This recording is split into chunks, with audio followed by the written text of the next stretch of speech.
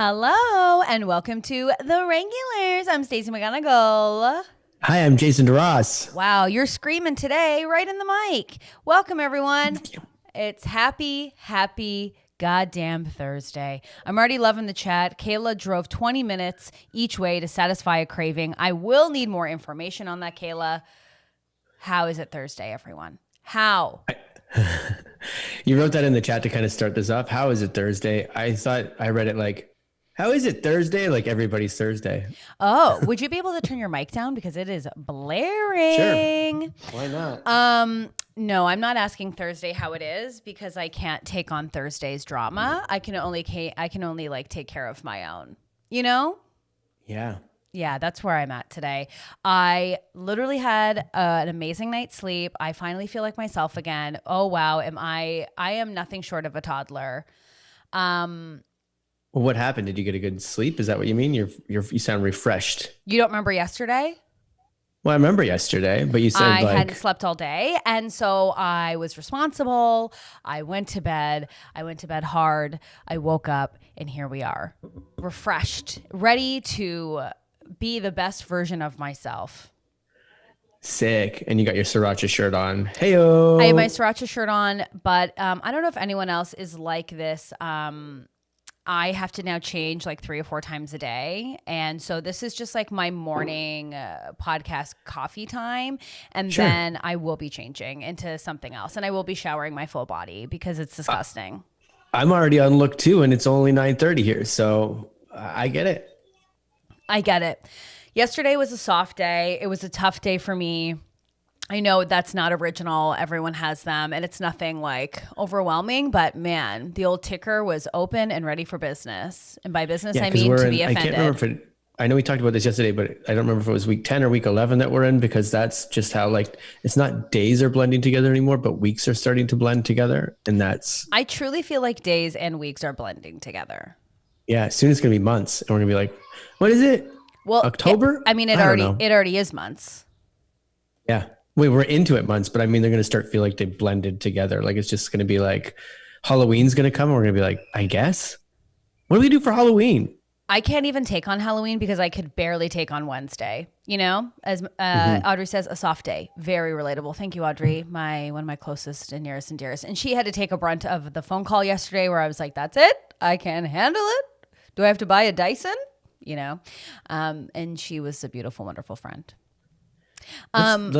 Let's spin soft days in a positive way. No. Soft days are like... I refuse. Some days you just need a hard day. Like, we are all trying to find the positives in our life. And like, I'm not saying that we need to stew all the time, or that finding the positive is not the smartest way. But there is nothing more truly freaking annoying to me than me having a pity party and someone going, just let's try and turn it around. And I'm like, you know what, Karen? No, the car stopped today. And that's how I feel. My grandmother always said this: you are allowed to have a pity party for 24 hours. Give yourself 24 hours. But after that 24 hours, you get up, you have a shower, and you move on. But you are allowed to wallow 24 hours. For sure. It was the best advice I ever got from that woman. And she went through it. Isn't that? And then she was fine. Well, no, she wasn't fine. But you did. Her life came to an end. She would laugh at Sure, that joke. her story is written, but there's nice parts of the story is what I'm getting at. Because you said 24 hours, you give yourself that, and then it's like the flower opens up and you're reborn the next day. I remember. This is like, it might sound like a sad story, but it truly is one of my most inspirational stories. So my grandmother had a few strokes, and it was like really tough, and she sort of lost her independence in a way. And I remember like walking past her bedroom, and she was just having like a little cry, like a little puppy who's like, like one of those kind of cries. And I was like, what are you doing? I was like, and so I called her Tiger. I was like, Tiger, what the hell are you doing in there? She was like, I'm having a pity party. And then the next day she was just fine. We just have to go through it. We can't be rushed. My grandma's pissed all the time right now because they took her driver's license away. Well, there we go. What the fuck, these guys? Exactly. Fucking government. And can you imagine someone telling your grandmother, hey, can we spin it into something great? She'd be like, go fall in a puddle. Now, another thing I'd like to address is that a lot of people had A&W yesterday. Jameson said that he partook in the Baker it in DeRoss lettuce. special. And let me tell you, it's not just the Baker and DeRoss special. Like, I love a Beyond Meat surprise, but he had it lettuce wrapped. Which is not, it's okay. I've been trying to do that lately. I've been trying to find the right lettuce because there was I went to a restaurant and they had like, it was like, it wasn't a Boston lettuce. I forget which one it is, but then I'm trying to hunt it down because lettuce is hard to make into a bun. Swiss chard is amazing. And may I Swiss suggest, chard, thank you. if you're looking for a really great wrap, seaweed. Really? Okay. Do you like sushi? So Love it. imagine an amazing wrap wrapped with your most favorite thing. Also, my dear friend Danielle's in the chat and she said, are we doing food confessions? Because I spent $30 at Taco Bell this week and it was great. Danielle is like, Danielle, if you want to know how to fucking throw down, it's Danielle Del Duca. Or I believe that.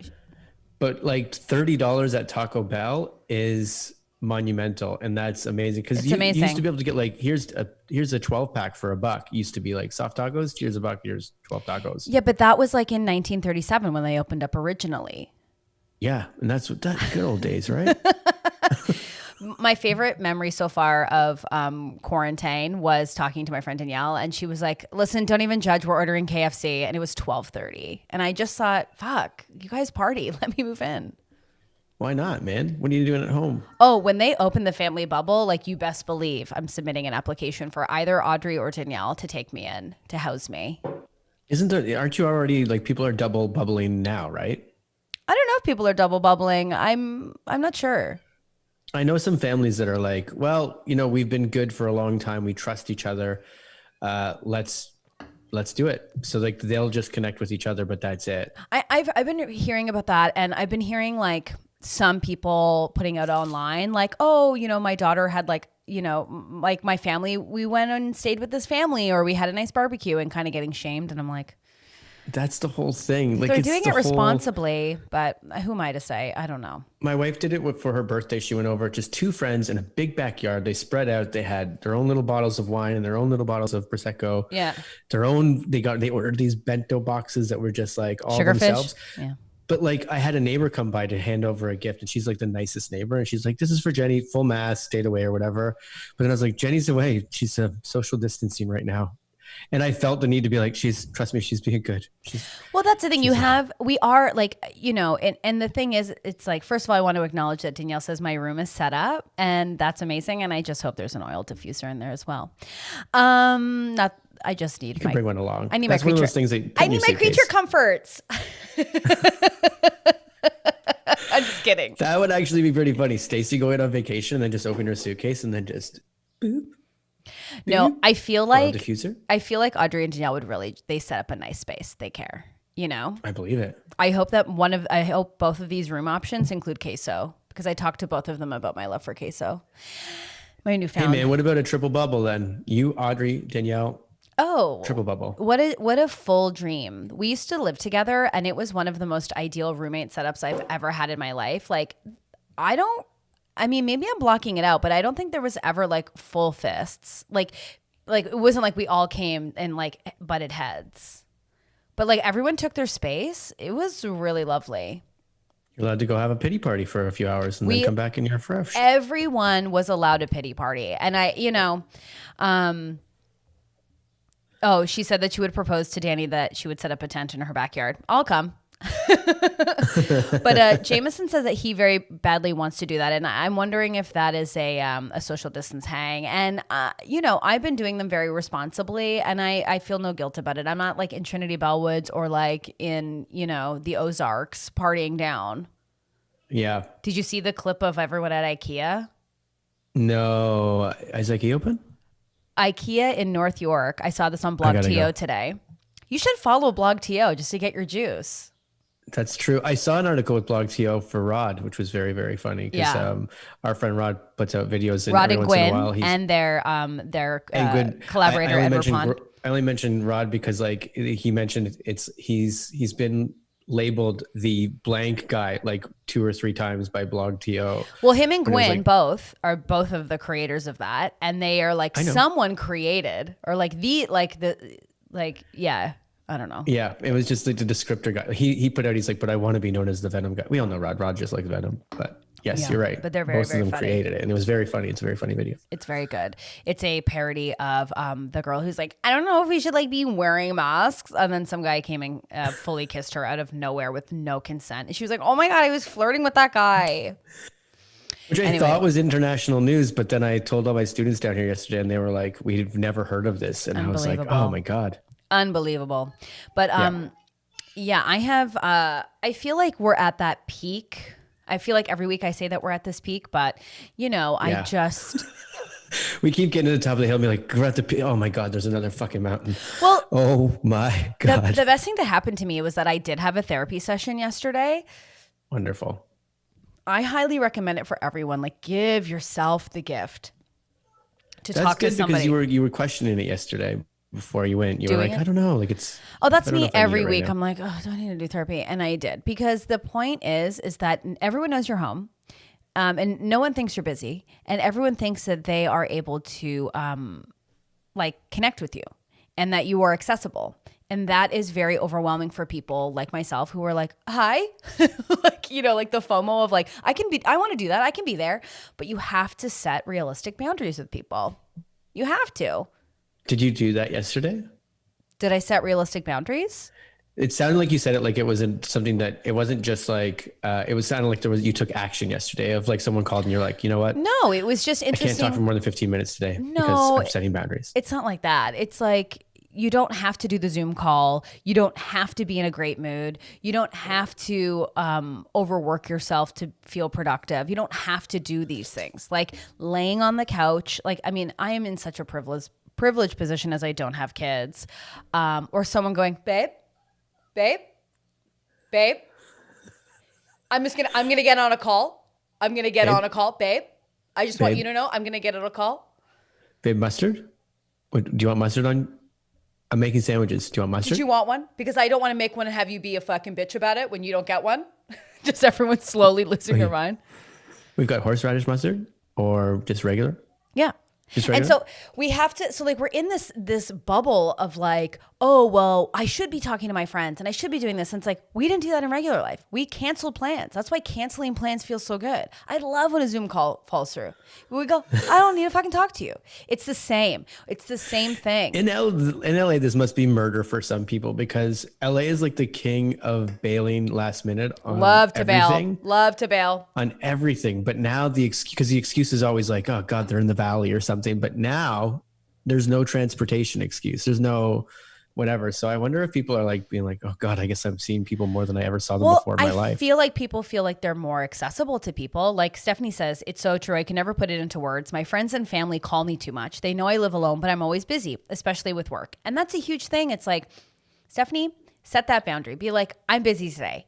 Honestly, it's freeing. And guess what? Everyone moves on. Not to say that like your feelings are not valid, but it's like, I hope it relieves the anxiety of not being available.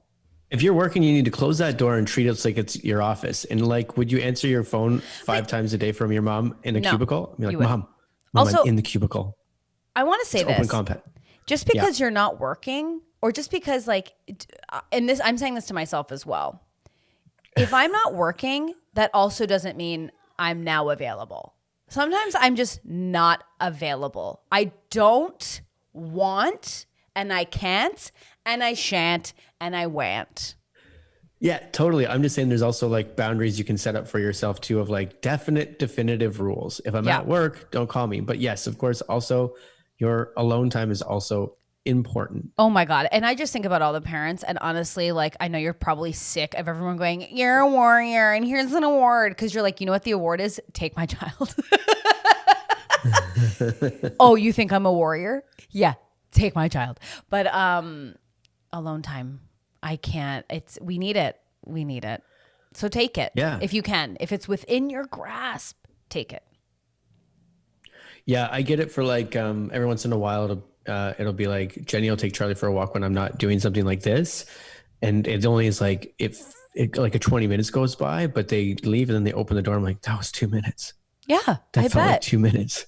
Also, 20 minutes. I mean, barely breaking a sweat there. Well, it's because I mean, like our lives are. I'm just kidding. On. I'm just simply kidding. No, but it's and I'm not relating children to dogs, but it is.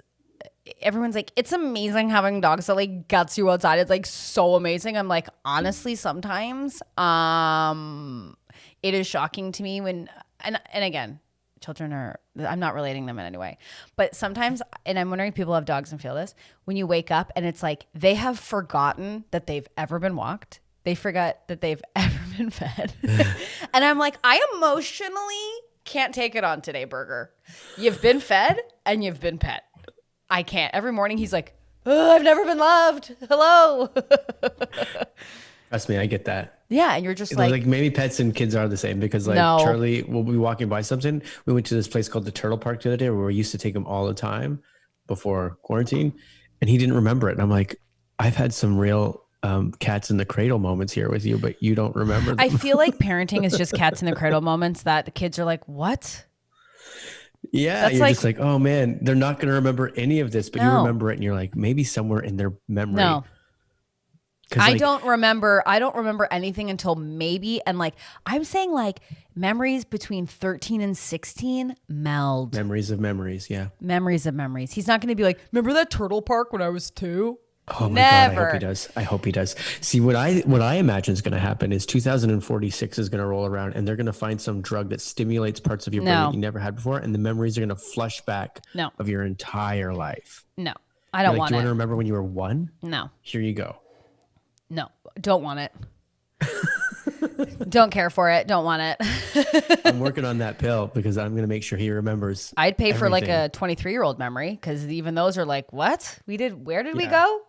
23 days ago. Yeah, for sure. I feel like my brain is just always in survival mode. So like the second we can like dump a memory, like, oh my God, can I dump a bathing suit from 2001? No, but can I dump a memory that was special to me when I was 16? Hell yeah. It's already gone. It's erased. I don't remember. Kayla in the chat said it sounded like you said horse riders mustard. I'm assuming that's to Jason, but Yeah, I don't did know what he say, was talking about. Horseradish mustard, and I guess it sounded like horse rider, and we missed it. But Oh, add it to the shirt. I wanted to take no, this. that shirt's got to be just words that I typically cannot say because there's still some words people have tried to make me say bagel correctly, and I still think that's right the way I said it. I think it was that time. So fuck everybody. I don't think you mean that. No, they're just having memories of memories, and I've been right the whole time. I wanted to talk really quickly. I just want Yes. to talk about a show that we have coming up on Friday because I don't think you've talked about it. People.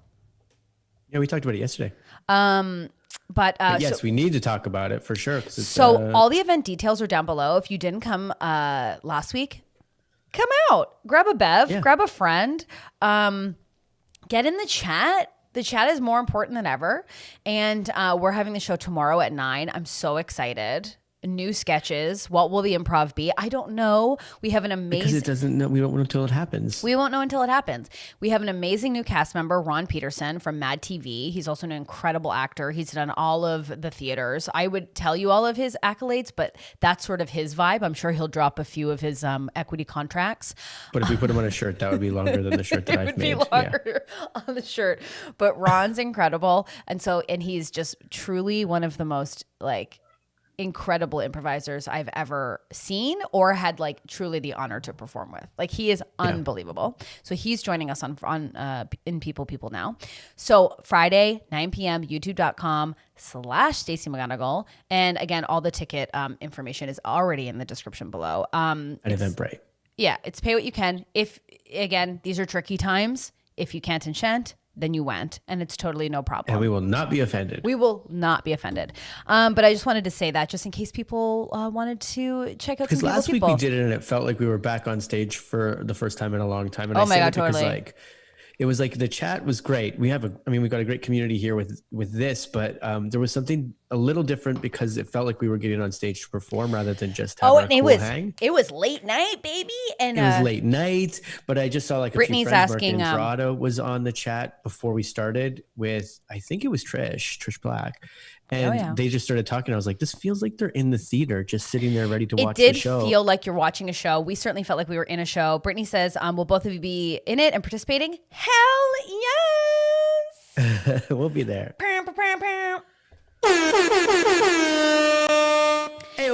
It truly does feel, it was really crazy doing it last Friday because after the show, and there is talk, I don't want to put pressure or anything, but there is talk of an after party, an after people party, of a DJ dance party, potentially with a certain someone we love, DJing the night. And that is all I will say. So after people, grab a bev. I don't know what else you have to say. Move yo ass. You're that character's a terrible gossip secret keeper. They're just like, I'm not gonna say much. I mean, like, yeah, and I'm Dan got fired. I'm not gonna say much more than that. Someone got fired, and his name is Dan. What did I say? I'm not gonna say anything else. He might have touched somebody. I don't know. Jason, that sketch is dead now. We can't have fun now. Oh my God. Jan says, it was so fun and so nice to see everyone there. Very comforting. It was to see all the regulars show up and you were just like, hey, like you just felt like your friends were watching the show and it was just like this party atmosphere. So it was super fun. By the way, big surprise. Jan's also in the show. Jan's in the show. 2 little sandwiches in the show. We have so many regular friends, like from the regulars. We have Nigel Downer. Botting. Casual Friday. Jan Caruana. So many pals. Yeah. It'll be good. It'll be fun. Anyways, that was what I wanted to say. And now I have a little, I have some pop culture news I wanted to cover, but did you have anything that you wanted to say? Sure, we can do some. I've always got a bunch of dumb stories lined up, man. No, I know that you do, but I just was wondering if there was a topic that you wanted to cover. Shayla said she missed it last week, but she's going to try and make it this week. Yes. And we don't keep the show up. So it's one of those things like come at Friday at 9, check them on out. Mm-hmm. Okay. And that's 9 p.m. Eastern time. Eastern. I was going to bring up a topic today and I was going to call you this morning to be like, hey, maybe we can rush Chris Wilson back on today because I would love to just explore firsts again. That was so fun to talk to him about like firsts. Oh, you maybe really the like first that? time you did a show or something like that. That would be a very fun first to hear about. I mean, it really would. I mean, my first time doing a show was, I remember the first time doing stand-up. And I did it at this little tiny bar in Kensington Market that no longer is there, but it was called the Rearview Mirror. I remember it. Yeah. And it was just like a little bar. The beer was warm. I think it just came out of the case. Like there was no debit. Like I just paid with dimes. Yeah. And there was like the coolest shows happening there. I think the stage was 2 rows deep. Like it wasn't that deep, but it was long. No, it was like a long stage rather than like a deep audience. It was a long audience. And I remember I was a stand-up first. Like I didn't consider improv or sketch. Yeah. For those kind of theaters, people have to like, that's when you learn to respect to show up on time. Because when you're late, then you got to be like, oh, okay, excuse me. It's only 2 rows deep. Like you're going to interrupt everybody. In the audience. Rob says, are the sketches, from people going to be posted? They are. So they are up on everyone's individual Instagram. I am launching my sketch right after this podcast. So you can go to my Instagram and check it out. It's also going to go on People today and tomorrow. Sick. Brittany says she would pay to watch Stacey do stand up. Please, now's the time, Brittany, please. I'm thinking of getting back into it in this digital platform, but I was mainly a stand up and that's where I cut my teeth. And I remember my first show, I did bits about like my boyfriend because I had one at the time, not to brag. And everyone was like, just so you know, like your first show is like not going to go great. And it's like, actually just like, don't be scared. It was very like, Don't You're put like, pressure on "Fuck yourself. this, no problem." And I literally was like, fuck this, no problem. And I crushed. I can't tell you. Here's the thing. Didn't have jokes. I had topics and I Yeah, yeah, riffed. yeah. And I riffed Yeah. for 5-10 minutes, whatever it was, destroyed. Now, the second set, bit rougher. It's when we stop riffing and we have actual stuff on paper and we're just like, we go back to like grade 5 and be like, okay, this is my speech. Right. And I think I basically was an improviser from the get-go because I didn't quite understand what like a tight 5 was. Because like that's what stand-ups have is like a tight 5, like their bit. Like every week I was like, oh, we write new jokes. Like you talk about something new. And everyone's like, no, you do it again and again and again. And you get better and you get better. And then I was like, totally, I get that. And that's why people are amazing at it. And I'm not. But I also have this question because there's some wonderful stand-ups, but there's also a lot of stand-ups who think improv and sketch is so shitty. And I go, we do new stuff all the time. So why are you hating on us? You just repeating the same thing. And that was like when I was coming up in the scene, I was like, wait, why does everyone think I'm lame now? That was a huge, okay. But I miss stand-up so much. It was so great. Yeah, I've only done it a handful of times in my life, but my first time, I mean, you get those different sort of first times. I guess now my very first time I brought up grade 5, but like you have to do a speech in grade 5. Okay, maybe some. Jason, first of all, you don't even remember grade 5. I do, and I remember Mr. Waller did not like my speech because I had everybody laughing the whole time. Oh yeah, because my speech was about why I didn't want to write a speech. I was like, this is my speech. This is why I don't want to write a speech. And I think we talked like about a whole long 5 minutes. And then like everybody was laughing and then you have to vote who's going to go on and read in front of the school. Library. Yeah. I won that too. We win the gym. I didn't win it. I won it. And then he goes, you know what? We're going to have the top 5 people do it again tomorrow and see if we are the same. And he did that to me. No joke. I can't remember how many times, but it was at least like 4 times. So by the last time, I'm telling these jokes, and as you would know, too, can you turn down your mic a little bit because it's just very distorted on my end. But I also love him. I love him calling you out because you didn't have it written, and he was like, "Oh no, I had that one written. That was word for word. I had it written. I was like, and it's not that the jokes got different. The jokes were not landing because they've heard these 4 times. So by the end, they were like, maybe Kelly. Maybe Kelly wins. And then like I lost by like 2 votes. He goes, okay, great. Kelly's going to go. Weird. And I was like, this sucks. I remember At that time, I didn't recognize like this sucks. I was just like, oh.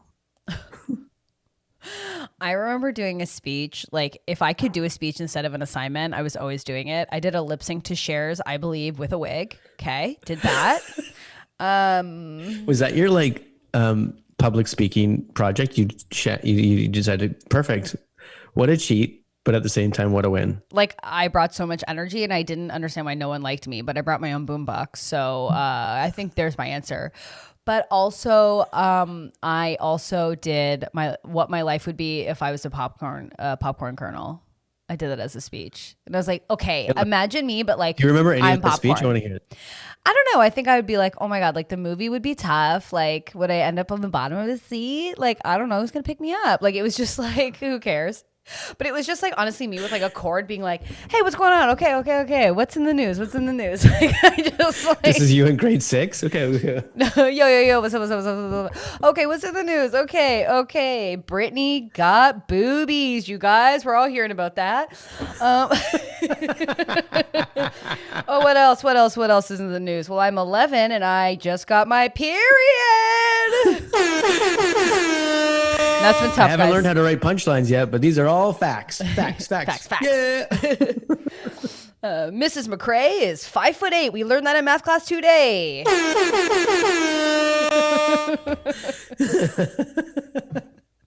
She's 5'7" for sure. Oh my God. Did I ever tell you there was a teacher who was trying to teach us math? I don't think it was that teacher, but I think I've said the story a million times, but I'll say it again. And we had to weigh ourselves to learn about weight. Oh my God. And I got on the scale and I was like, miss, this is broken. The scale's broken. Like I was like refusing.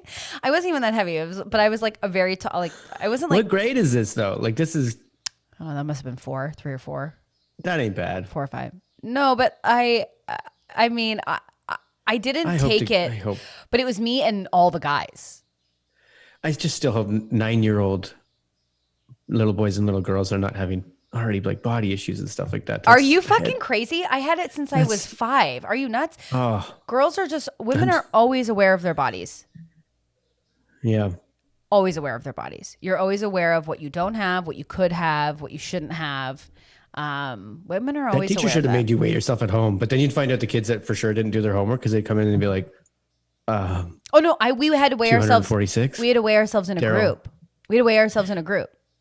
No, I get that, but if they made you go home, that would be the way to bust the kids because there's always kids that don't do their homework, but they come in and they're just like, they lie about it. So it's like, you're not 1,062 pounds, Daryl. I am. I swear. I weighed myself. I think the way that it's broken down in my memory is like for the guys, and not to gender, but like the guy, yeah, body issues. This isn't like, Jason, don't be like, there's no reason for you to now be sad about it because women have been dealing with it the second. It's not me being sad about it. It's me finding out like 9 years old. Like that's younger. That's terrible. Younger.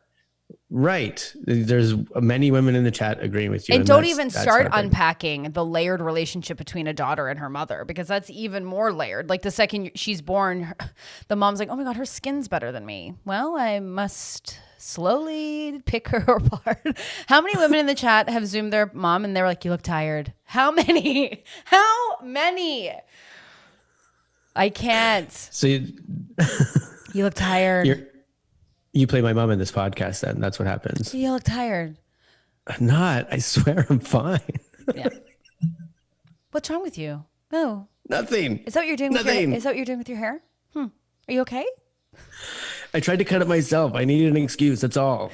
Yeah. That's like it's just so complicated. Does it look as bad today? Yeah. Oh God. Jason, it's like the brush up. Well, I had to you told me to get that stuff off there, so I just went, what? I know you did. Just shave it. Elizabeth says body issue since 4 and starting ballet class. Oh my God. I used to dance too. And the dancing was, and I love to dance, but like, again, I danced at like an army base in a gym. Like it wasn't like she wee wee. And even then, like every time, it was costume day. Since I was younger, everyone else would get their costumes and then mine would come the next week because they would basically take 2 full skirts and sew them together. So I was the bigger girl who needed like the special outfits. I had that too, but in also kind of an opposite problem because I was so short. So T-ball day would come and it's the same thing. They'd be like, I guess we have to get new shirts for you because yours is a dress. But the smallest one's a dress. But wouldn't you feel embarrassed? No, and that's the difference. So I would have to wait the next week and I would be the girl that all the other girls would be laughing about and whispering about and that's then terrible. everyone gets to try on their costume and they're spinning around and they're like, don't worry, Stacey, you'll get yours next week. I'm like, yeah, but then what, do I go home and twirl around and try and that's what I would have to do. My brothers would be like, no one cares. Do you know what I mean? So it's you're just so aware of your body and Your brothers would say that from the trampoline. yeah. Who even freaking cares? Yeah.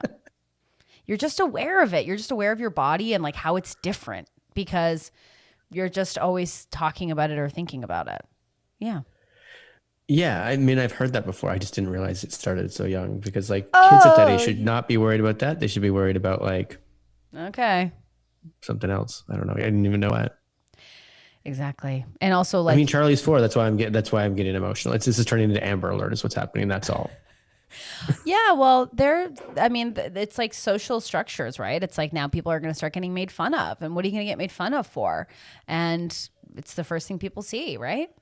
And Elizabeth says your mom constantly talks about her body, so you develop the same patterns. Yes. I've got to watch what I say around Charlie is what I'm getting from that. 100%. And that's certainly and the thing is, it's I hear the way that I talk about myself. I hear it. It's not I wouldn't talk about my friends or my greatest, well, I would talk about my enemies that way, but that's just how I communicate. But you hear the narrative and I'm oh, that was put in my brain. And also it's What do you say to little girls? You look so pretty. Oh, you're so cute. Pretty hair. Exactly. Think of how you engage with little kids. This is Audrey, who's an incredible educator. To the girl, cute dress, pretty hair. To a boy, you say cool tractor, right? So it's like What's this tractor look like? Exactly. Okay. But you go, oh my gosh, aren't you such a pretty girl? Instead of like, you're so smart, you're so brave, you're so cool, right? So you're aware of like, I used to go in to get attention in grade 1, and I used to wear like Easter dresses every day, like little like princess dresses every day, because I was like, that will get me a compliment, you know? So it's like how kids think. It's a Pavlov dog thing in a way. You're like, you're trained to do one thing and you're like, okay, great. I got to do this to get rewarded. Yeah, totally. We got to check ourselves. I'm checking myself the way that I engage with like little girls too.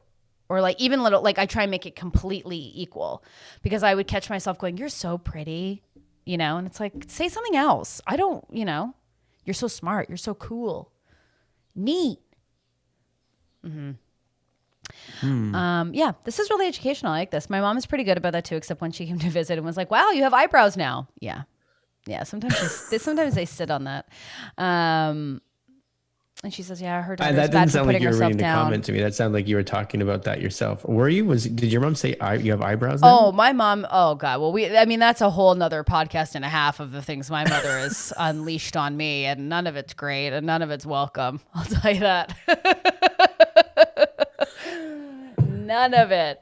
So isn't it special being daddy's little girl a little bit then? I wasn't daddy's. I was not daddy's little girl.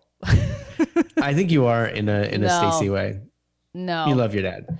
Yeah, sure. But it's like, I wasn't like daddy's little like, no. It's not. Yeah. No, I was like, are we changing the oil this week? The car seems a bit funky. I still think that's a daddy's little girl. It's like, that's great, but daddy's man. little like, girl he is can high five you. Daddy's little girl is so gross to me. Fair.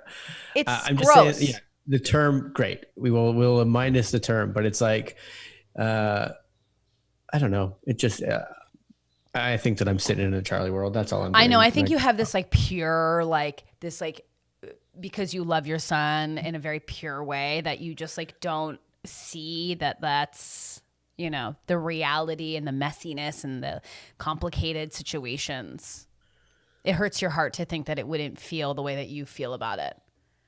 I'm telling you, the day he comes in and goes, fuck you, you loser, which he will.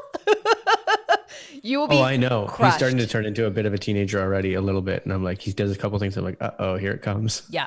The day he does that, you will not be ready for it because of how you see things.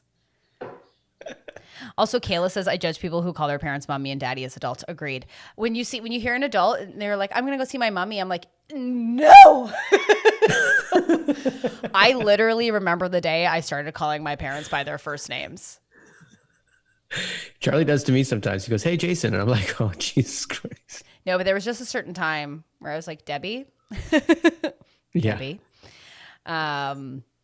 Deborah. Okay. Oh, you want me to call you mom? When you start acting like one, you'll get the title back. Yeah, wouldn't it? Kayla says that my no was it sounded like a bark. Absolutely. No. Or when they're like, hi, daddy. I'm like, oh my God, everything makes sense, Crystal. But yeah, I feel like the daddy's little girl stuff is like, and Audrey says it's part of the socialization, you know, like she goes, my dad used to call me his little princess, and that sparked huge rivalry and jealousy with her sisters. She has many siblings, but it's just a very layered, like daddy's little girl. It's like, my big frustration growing up is I just wanted to be equal to my brothers, you know? Of course. It's such a hard world, because I'm sure, like, I'm positive Audrey's dad had all the best of intentions and like felt love, but it's like, Sure, you don't realize the thing you're putting on people. It's and like, it doesn't matter. I mean, I feel like, you know, that's why therapy is so important, because it's like you can talk and find out your patterning, and not that like you're all, you know, everyone's parents are terrible or it's all bad. It's not all that, but it's important to know why you react a certain way, why you feel a certain way, why certain things bother you, because you just have patterning, and at least being aware of that pattern can help you sort of like navigate. Yeah. You know? Because I'm like, why do I get extra mad when that happens? I'm like, oh, right. You know, like, You're just like, oh, because when I was a kid and blah, blah. Deborah. Mm. It always comes back to Deborah. Well, that's the thing too. I think a lot of parents, I think when, oh, sorry, my cursor's here, but I feel like a lot of parents get nervous when their kids go, I'm in therapy, because you think as a parent, you're going to be blamed for all of the things, you know, like, Oh, yeah. it's my fault there. It's like, we're all trying our best. Some do it better than others, but it's like, it's important to know why you react to certain situations. And why like certain things have those like really big reactions, you know? Yeah. Yeah. I think that's why that typical like archetype when they're like, oh, you're going to talk to a therapist, they're going to talk about your parents. And you're like, yeah, but that's your formative years. So it's probably something about if there's something that could be something that easily comes from the patterns you grew up in. 100%. Why do you want those certain relationships? Why do you seek out certain relationships? Like it was so mind blowing to me to be like, oh, right. I'm recreating, you know, the world that I had. But it's not blaming them for things. It's just like, it's got to figure out like, did that affect you by doing 100%. something in your formative years that lives on, and maybe we can change that. Like it has been like, and I feel like today's like the therapy sesh, but it's like, it was so eye opening to me, but it really was when I finally, and I've been going to therapy for about 2 years now, but like every week, but to be like, oh, I get my reaction to blank is so intense because of my upbringing or because of this situation. And then there's so much freedom when you acknowledge that, because when you're presented with that situation again, you're like, oh, I'm having a huge reaction, but it has really nothing to do with this person. It's because of blank. And then you can release it. For me, I was like, yes. Oh. and in a way, like, it's not like you go, well, great, now I'm free of responsibility because it's not my fault that I'm acting this way. No. You go, great, now I know how to change that, and Exactly. I can sit back and go like, I'm reacting improperly because of X, Y, and Z. Exactly. Or you can go like, thank you so much. And you're able to articulate, I will take this feedback. That's a conversation with Stacey. Okay, great. Thank you so much. Thank you so much. I really appreciate it. I don't think a conversation at this point would be very successful. So I will definitely take This what is you you said. talking to like a customer rep at TELUS, like in the booth. Or now friends. I don't feel like this conversation is useful for either of us. So I think we should sit on how we feel, and we should be able to figure out how to properly articulate our feelings with empathy and respect for each other. And I will talk to you on Wednesday. Thank you so much.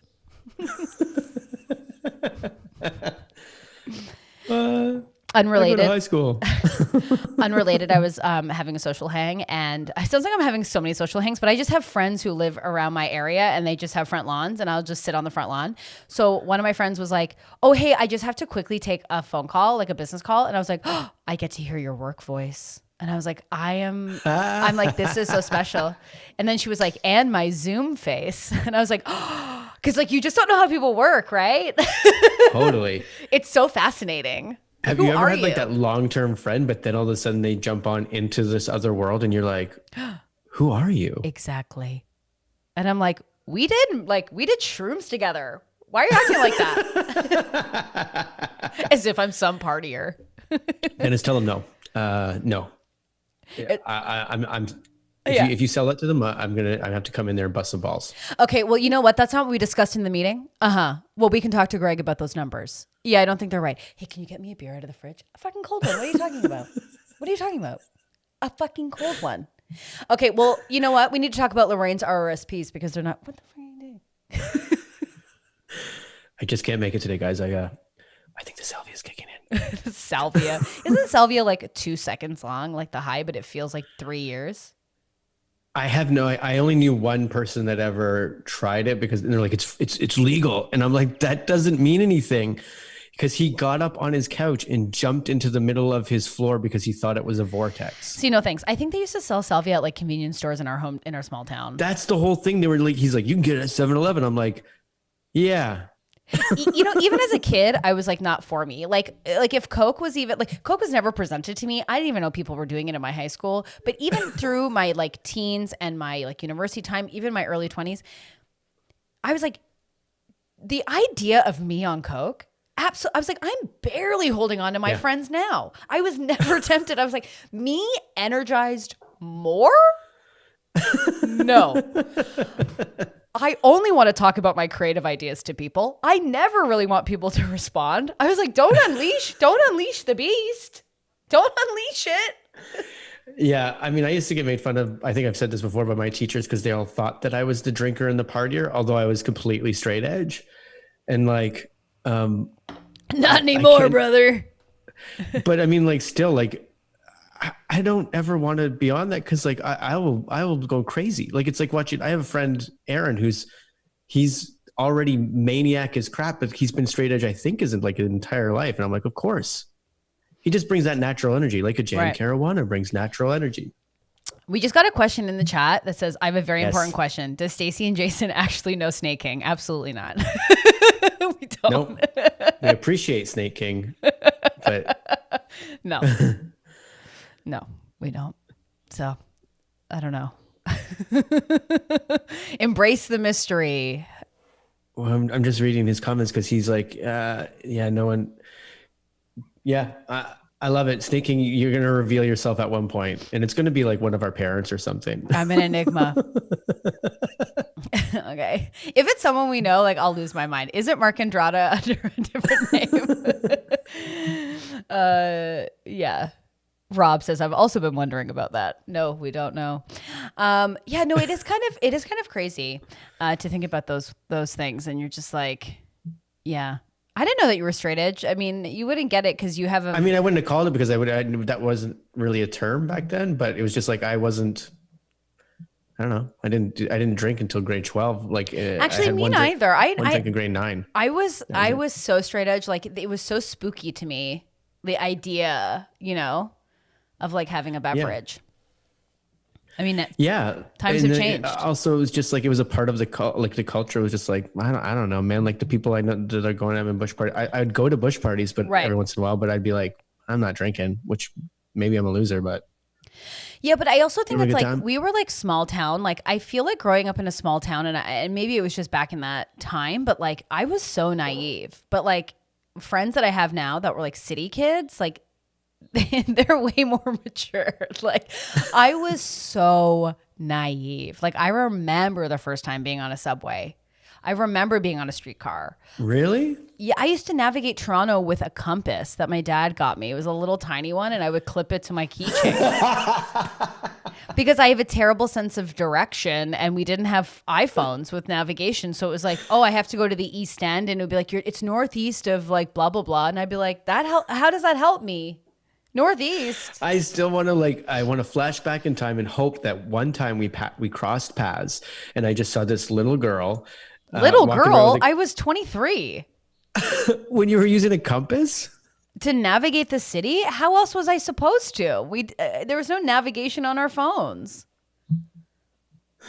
I don't know, but Am I crazy? Tell me in the chat if I'm crazy. How else did you navigate places you didn't know? I was in the city around the time when you were 23 for sure. You were 10 years older.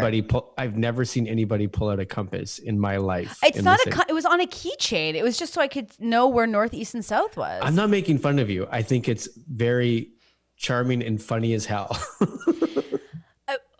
It's like you're judging me, but it's also like, what was I supposed to do? Have 9 pages of Google Maps and just and take a right at St. Clair and then hop on the 63. Like, how did we get around? But still, just knowing what's east and north is the same way of like, you go, great. I got to get to the Danforth and Broadview. You don't just go, well, it's east of here now. But if you have no maps or anything to follow, exactly. What are you doing? Just walk. This is what Brittany said. Pages and pages of printed directions from MapQuest. 1,000%. So I had a compass. So I'd be like, okay, well, it's northeast of blah, blah, blah.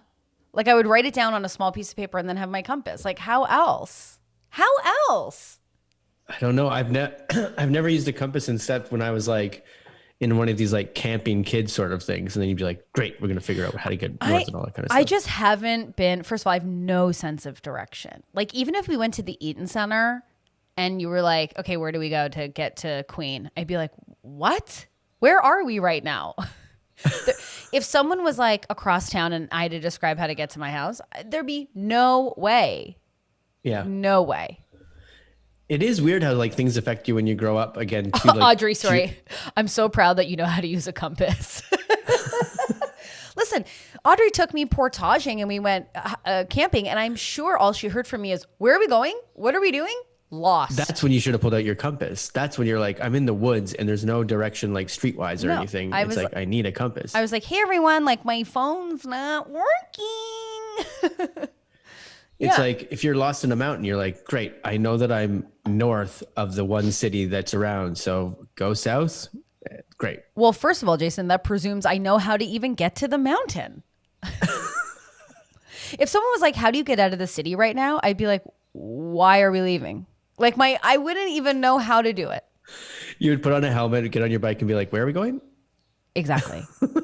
When people are like, "Hey, Stacey, don't take major streets when you're biking. Take the side streets." I was like, "And then what? Get lost forever?" And like, what are you talking about? I don't understand your language. Yeah. Yeah, absolutely not. I couldn't even imagine. Maybe we should set up a thing for you one day when it's like you got to like Why? just scavenger hunt with a. I think I'm okay. You're already like, as soon as it's scavenger hunt, Stacey's like, no, that's the dumbest thing in the world. No, well, no, it's like you need to do like. I just want to put you in a scenario where your compass skills are going to be like pinnacle. Like it's going to be, you're going to need them more than anything. Kayla says I still get lost in Halifax, and it's not even a big city. Not a big city, but a great city. But that's what I was going to say. It's like some people, because Halifax is like, you've got that harbor and you know that's always, I don't even know, that's east of you? Because I say we grew up in Toronto. In Toronto, it's like, well, you know that the lake is south. So then when you're in Chicago and you're like, cool, I just got to go towards the lake. And then you realize, I'm not going south. The lake's not south in Chicago. Right. But I always grew up with the lake being south. Do you know what I mean? No, of course I don't know what you mean. But just like you grew up with these things that is like geographical landmarks and you're like, well, that's always going to be south. No. The lake is always going to be south of me. But then you go somewhere else and you're like, well, the lake's not south. Now this feels weird. I feel disoriented. Listen, I used to drive us to the movies all the time as a teen, and I needed directions every single time. Kayla just wrote, all I know is downhill and uphill. Stephanie, that's why living in NYC is the best. That grid, baby. Oh, a grid. Give me a grid. I mean, now I can maybe figure myself out, but you best believe I'm still using Google to get to places. Audrey was also thrown off in Chicago. Same thing. It's just a lake thing. It's just like, what? No, but first of all, Audrey is like the logistics queen. Like if I'm traveling with Audrey, like I just sit back. I'm there for the energy. My job is energy. Let's keep it laughing. Let's find drinks. Because God knows no one can trust me for logistics. Well, this is the whole thing. Like, and that's great because I know Audrey's great, and that would be great to have a person like that on a trip with me because I need direction. No. And also you being like, let's stay at this hotel. We'd be like, no, anything Jason chooses is not even being considered. It's going to be an adventure is all that's going to happen. We're all going to get crazy. Something's going to happen. We're going to get bed bugs. You're going to do kettlebells at 3 a.m. and pull your pack. Like, guys, that hotel is in a tree. It looks like a tree fort. Well, that is where we're staying for sure. It's got a water slide. Jason is making that sound cool, but what it would be like someone's trailer that we have to stay with their family. And you'd be like, they're actually pretty cool if you just talk to them. Like, I Airbnb'd a place like that not long ago. Because me and my brother were going to Portland to see a Raptors game. And I was like, I found this cool place, man. It's just like tree forts, essentially. And then what happened? Full of crazy shit. We didn't go. We stayed at, he's like, I've already booked us a really nice hotel. Yeah. I'm your brother. But the reason why I bring it up is because one time when we were like, probably like college age, we were like, let's go on this trip. Yeah. It was just me and a couple friends. And we're like, we're just going to drive for 15 to 20 minutes. And then when we hit a crossroad, we're going to flip a coin and go left or right. Okay. And we'll do that for 3 hours. And then when we get somewhere, that's where we're staying for the night. We'll find the nearest place and that's what's happening.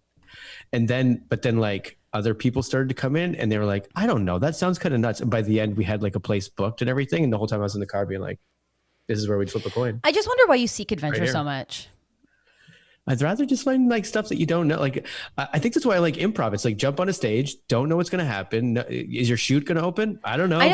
Trust it's going to open. And listen, you are truly one of the best improvisers ever, but it is really funny being backstage with you. You're like, I'm tired. I don't even know. I'm probably going to be shit today. I don't even care. Like that's you backstage. It's like when you talk about improv, you're like, it's exciting. You just never know what's going to happen. You have to throw yourself out there. But backstage, you're like, oh, who cares? Everyone hates me anyways. That's true sometimes. So it's like not even like, yeah. But my thing is, it's like, I love to try new things, but my social anxiety is deep and there are certain interactions that I would rather avoid like 1,000%. But I mean, I've never been one to like, if I'm going on vacation, like I want to be treated nice. I'll have like some aspects of adventure, sure, and camp a little bit. But like, don't you just also want to like go to a sauna? Like Maybe this tree fort has a sauna. One of my favorite things to do when we were allowed to like leave our house or like ever have a life was staycations and just like at a hotel. You do like staycations. I never really jumped into that, but now I'm like, maybe that's a great idea. And Toronto's the coolest. There's so much cool things to do in the city and like check out. You never really appreciate the city you live in enough. There's nothing for me. Get a hotel for a night. Go to like a restaurant, maybe one that you haven't tried, or a staple, the keg. One you haven't tried. One you haven't tried. One you haven't tried. Sure, whatever. Who cares? Or just treat yourself and have a nice meal, and then like just go walk around your city. It's really nice. Take the long way back to the hotel. What a great time. Instead of like, let's for 6 days not shower, and we either just say left or right with our eyes closed. Then we make we make those turns. Then we end. I didn't say not shower. I feel like that would be a part of it in the car. It depends on where you land up. You might end up in Algonquin, and then you're like, well, there's no showers around. But you know what the best part of the road trip is inside the car where you're like eating snacks and riffing and joking. It's like getting ready for a party. It's so fun. You're like listening to music, you're doing your makeup, you're getting dressed. But the second we're like, okay, we're at the Grand Canyon, then you got to open the door. You got to get your sack. You got to get your little fanny pack. You got to get your camera ready. Where's the water? We're going to have snacks when we travel. Like, oh my God. It's about the journey. 100%. I love road trips. I love road trips probably more than anybody. I love road trips. Like get in the car and go. Sure. I never want to drive. I'm never going to offer to drive. We did talk about like how growing up affects you. And we used to go on vacations once a year with my family, but we wouldn't fly. We would drive there. And the drives would be like 30-hour drives. Oh, listen, I've driven back and forth from LA like 5 times. Yeah, but I'm saying like we were just talking about how they're formative years. Like maybe that's why I love it. Because my parents, the one thing they said is like, you guys never complained. Like it was always like a fun time. I love a car. Like, I mean, because that always meant I got McDonald's. So I love a car. Yes. And back then you got McDonald's in the States, which was different. And you're like, whoa, what is this thing? I think it's shittier in the States. Maybe now, but like back then it was like, because now everything is like you can get everything everywhere, but back then it was like you'd pull up to like a convenience store and you'd be like, "What candies are these? I've never seen these before." The cereals are crazy. I get the Adam Collie allure. Yeah. Very fun. Well, listen, pals, we've sort of hit the end today, and it was a real mixed bag, which was some of my favorite episodes. You just kind of like meander, and the question remains: who is snaking? We'll never know. Yeah. So, everyone, reminder, People is this Friday. If you want like a good little fuck around party town situation, Friday at 9, join us. We're going to have a good old slap happy occasion. And you can follow us at the People Show on Instagram as well. And there's like links to the YouTube and to the Pay What You Can tickets. So, yeah. Is there anything else, Jay? If you want a double dose tomorrow, we've got Mr. Casual Friday coming in the morning. Mr. Casual Friday for Bev. 12:30. Yeah. Yes. And so what will we see on screen? I have no idea. That's always exciting to me. You're bringing it tomorrow, though. I'm bringing it. I'm going to bring it tomorrow. And I'm going to bring it for people too, because that's just going to be a big old energy boost. So everyone have the best. It's actually kind of funny. It was just like, this was like a low key. I mean, I love the chat today. It was so great. And it's just like pouring rain right now outside my window. People really want this episode called Who is the Snake King? And I'm for that. Yeah, sure. Who is the Snake King? Who is the Snake King? Thanks for the people that subscribed. We're 75 away from a movie party, guys. 75 away. So if you haven't done so, please like this episode, and then you can always subscribe to it. And that's always fun, too. But we will see you all on Friday. Bye.